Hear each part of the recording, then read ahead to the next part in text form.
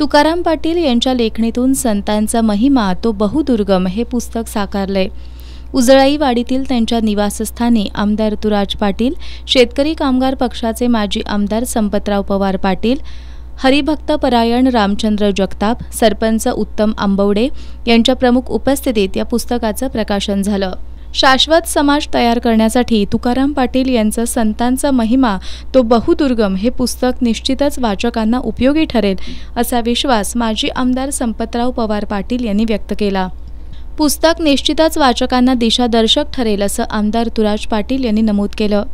यापूर्वी पाटील यांचं वारकरी माझा देव, रंगलो भक्तीत, ठेविले अनंते, ऐसी कळवळ्याच्या जाती या पुस्तकांसह 2 भक्तिगीतांच्या सीडी प्रसिद्ध झाल्या।